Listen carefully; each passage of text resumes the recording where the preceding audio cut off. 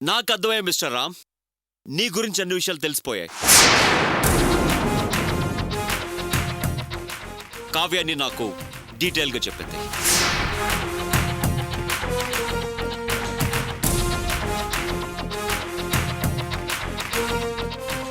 నా దగ్గర నుంచి చేరిన తక్కువ కాలంలోనే నీకు ఇంపార్టెన్స్ ఇచ్చి మంచి పొజిషన్ ఇచ్చా, ఫ్రీడమ్ ఇచ్చా. నా తర్వాత నువ్వేనంద రేంజ్లో నిన్నుంచా. కానీ నువ్వన్నీ చెడగొట్టుకున్నావు. You spoil everything yourself mister Ram. Sir యాక్చువల్గా I don't know any explanations mister Ram.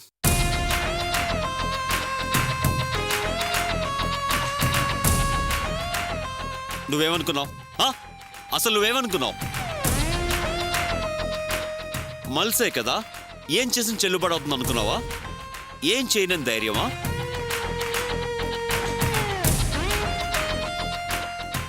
Every successful businessman has 2 faces in his business.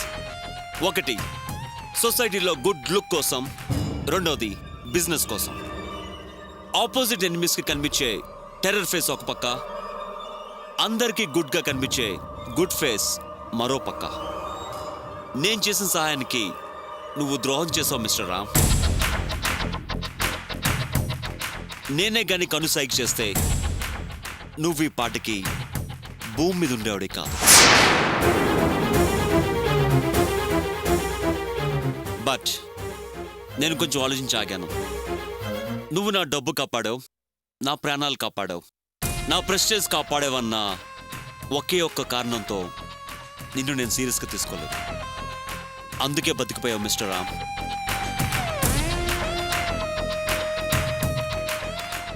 అలా అని నిన్ను క్షమించి వదిలేస్తున్నాను అనుకో. నీకు ఇదే లాస్ట్ అండ్ ఫైనల్ వార్నింగ్. వెళ్ళు, నాకు కనిపించకుండా వెళ్ళిపో. మళ్ళీ నువ్వు ఇక్కడ కనిపిస్తే యు ఆర్ ఫినిష్డ్.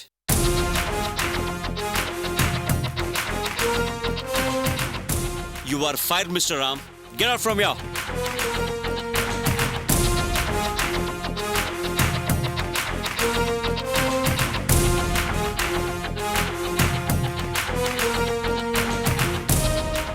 ఒక్క నిమిషం.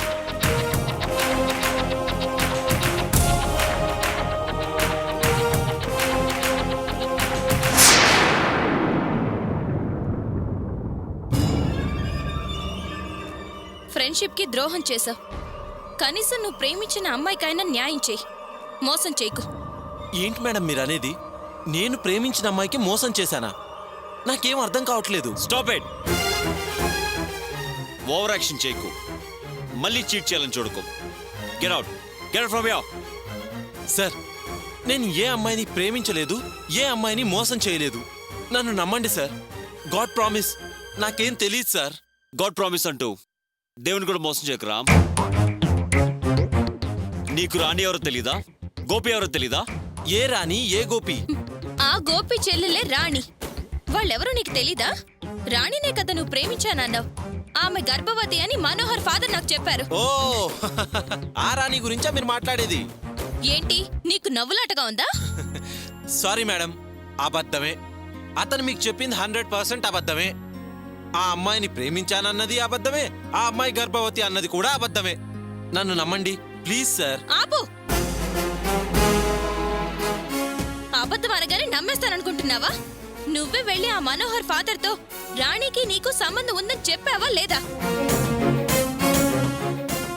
రాణి కడుపుతో ఉందని చెప్పావు కదా. ఓహో, ఆ మనోహర్ ఫాదర్ నాకెలా తెలుసని ఆశ్చర్యపోతున్నావా? ఆ ఫ్యామిలీ నాకు తెలుసు. అతను నా క్లాస్మేట్. ప్రతి విషయం వాళ్ళ ఫాదర్ నాతో ఫోన్లో మాట్లాడి అన్ని విషయాలు మాతో చెప్పాడు. తన పెళ్లి ఆగిపోవడానికి జరిగిన ప్రతి సంఘటన క్లియర్గా నాతో చెప్పారు. అప్పుడే నీ దుర్మార్గం నాకు అర్థమైంది. మల్స్కి చెప్పాను. ఆ గోపి ఎవరు? నా ఎనిమి. అతనంటే నాకు అసలు నీకు తెలుసు కదా. నా పెళ్లి రోజు వాణిని కొట్టాడని ఒకే ఒక్క కారణంతో వాణి నేను కొట్టాను. ఎందుకు కొట్టాను? మనం ఫ్రెండ్స్ కాబట్టి. కానీ నువ్వేం చేసావు? నా శత్రు చెల్లిని ప్రేమించి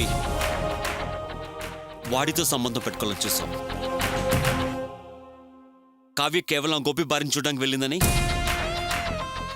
టోటల్ ఫ్యామిలీతో సంబంధం తెంపేసుకుని దూరంగా నెట్టేశా. నా గురించి నాకు వాళ్ళ మీద ఉన్న కోపం తెలుసు కూడా. వాళ్ళ చెల్లిని ప్రేమించి వాళ్ళకి దగ్గర అనుకున్నావా? ఎంత ధైర్యం నీకు? Out, get out I say. Sir, మీ కోపానికి కారణం ఇదేనా? మీకు నచ్చని పని ఏదీ నేను చేయలేదు సార్. నన్ను నమ్మండి. అలా అయితే ఆ మనోహర్ ఫాదర్ నాతో చెప్పింది అబద్ధమా? మేడం, నేను మనోహర్ని కలిసింది నిజమే. అయితే దానికి వేరే కారణం ఉంది. ఓహో, దొరికిపోగానే కారణం వేరే అని కథ మారుస్తున్నావా? కథేం మార్చట్లేదు మేడం, ఆ కథే. కానీ అది నిజం కాదు. దయచేసి నేను చెప్పేది పూర్తిగా వినండి.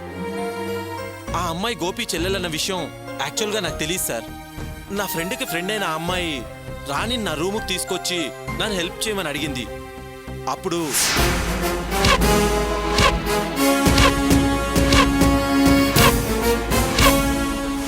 అది సార్ జరిగింది.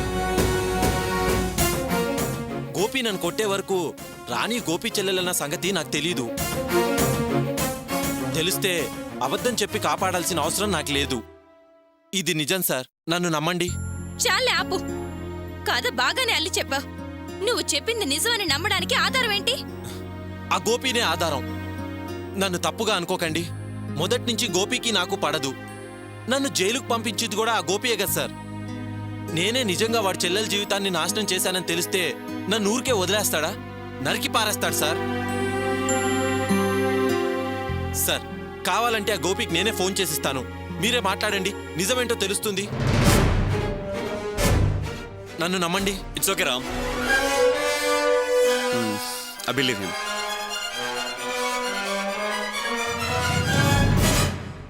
నోమల్స్, ఇతను నాటకం ఆడుతున్నాడు. ఇతన్ని నమ్మద్దు.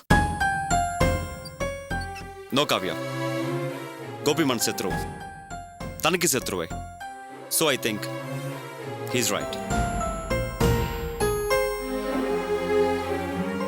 నేను నమ్ముతున్నాను. పైగా అతనికి ఫోన్ చేసి మాట్లాడమని నాకే ఇస్తున్నాడంటే నమ్మచ్చు. He should be right.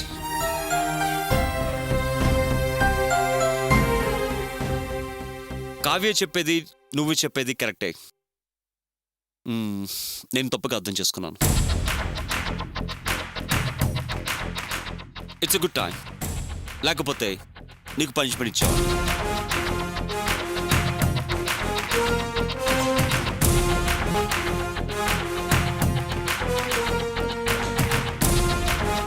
I'm sorry Ram. అయ్యో, మీరు నాకు సారీ చెప్పడం ఏంటి సార్? తప్పు చేశాను. నేను తప్పుగా అర్థం చేసుకున్నాను, అందుకే సారీ అడిగాను. Anyway, forget everything. Past is past. Mister Ram, today is Kavya joining as a managing director of this company. Oh, congrats madam, congrats. Kavya managing డైరెక్టర్గా చార్జ్ తీసుకుంటుంది. ఆ నెక్స్ట్ పోస్ట్ నీదే. Thank you very much sir. Ram, తనకు అన్ని company విషయాలు దగ్గరుండి డీటెయిల్గా చెప్పాలి. వర్క్ నేర్పించి గైడ్ చేయాలి. షూర్ సార్, నాకు వదిలేయండి, నేను చూసుకుంటానుగా. కావ్య, నేను అర్జెంట్గా వేరే కంపెనీ మీటింగ్ వెళ్ళాలి. ఈ లోపల ఆఫీస్ ఫైల్స్ అన్ని చూస్తూ ఉండు. Okay, all the best. All the best.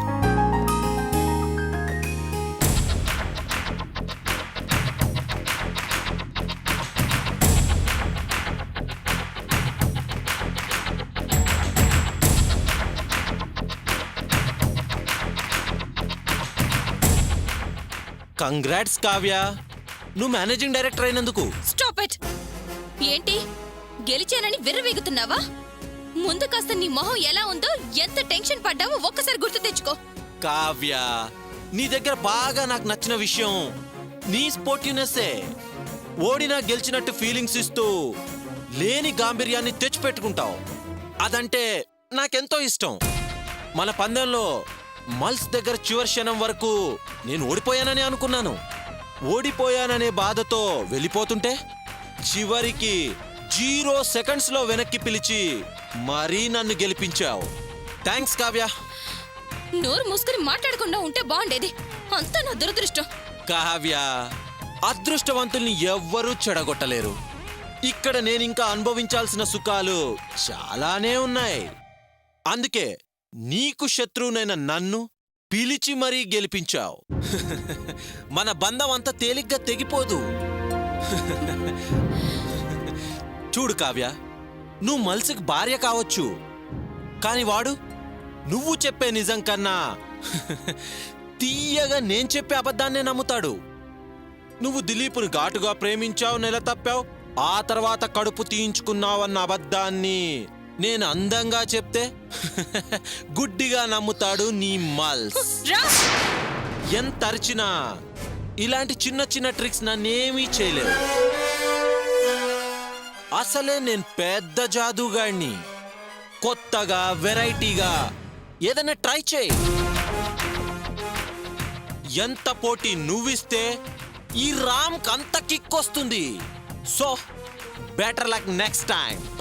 Amal sir అంటే నీ భర్త అన్ని విషయాలు నీకు నేర్పించమన్నాడు. నేర్పించనా? అదే ఆఫీస్ విషయాలు మీకు నేర్చుకోవాలనే కోరికుంటే నా క్యాబిన్కి రండి ఎండి గారు. Once again congratulations. ఓకే, ఈ బోకే నువ్వు వద్దంటున్నావు, మీ వారు వద్దన్నారు. ఏం చేద్దాం? బయటున్న మన స్టాఫ్ కి తలా ఒగ్గులా పువ్వు పంచిపెట్టేస్తాను.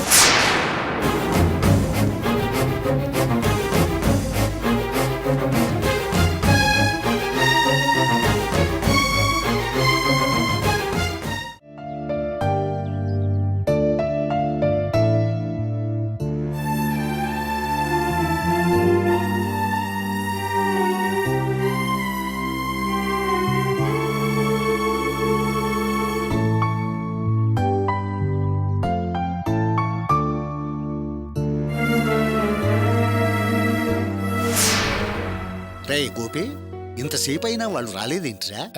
నన్ను బండేసుకెళ్ళి చూసిరమ్మంటారా మామయ్య? వద్దులే, కాసేపు ఆగి చూద్దాం.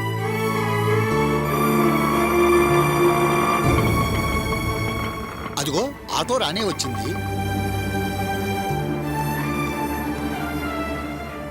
ఏంటి అక్కడే కూర్చున్నావు? దిగు.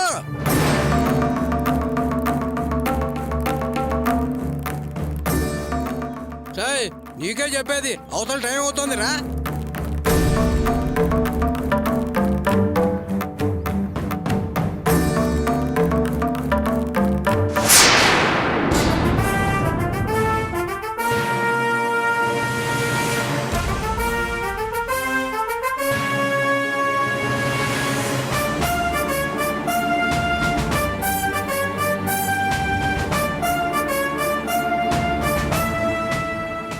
ఏంటి అలా చూస్తున్నావు? నడు.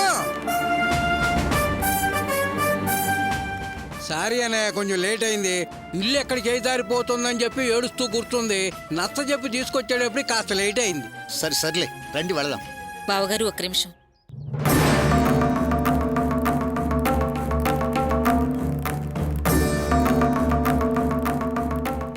నేను మీతో కొంచెం మాట్లాడాలి. ఏం మాట్లాడినా ఇల్లు గోపి పేరు మీదకు మారిన తర్వాతనే మాట్లాడటం. అదే కరెక్ట్ అన్నయ్య. ఏమే అన్నయ్య చెప్పాడు కదా, పద మాట గేట అంటుంది. నిలబడ మాకు. నడు. పెద్దనాన్న, ముందు అసలు విషయం ఏంటో వినొచ్చు కదా.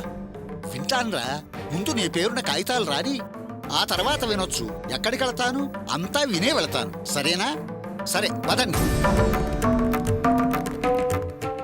నడు. పద.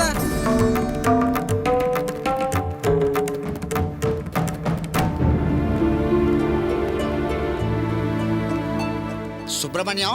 నమస్తే సార్, రండి రండి. అందరూ వచ్చారుగా? వచ్చారు. రండి, రిజిస్టర్ గారితో మాట్లాడతాం. అలాగే రండి.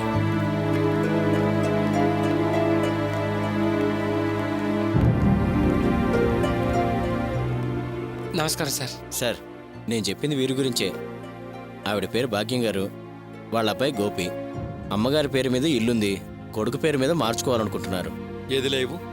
ఇదిగోండి సార్.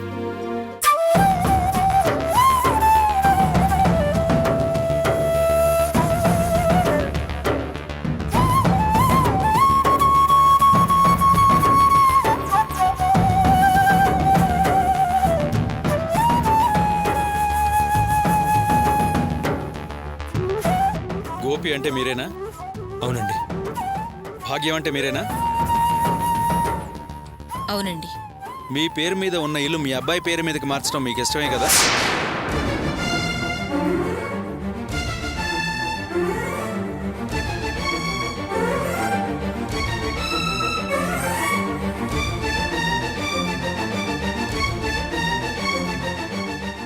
నిన్నే అడిగేది చెప్పు.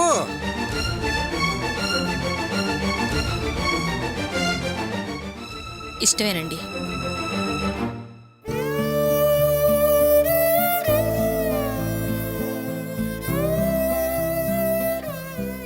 ఓకే గోపి, వీటి మీద సంతకం పెట్టండి.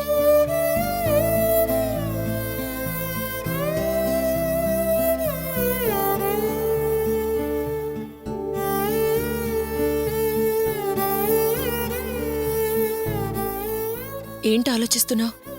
సంతకం పెట్టు.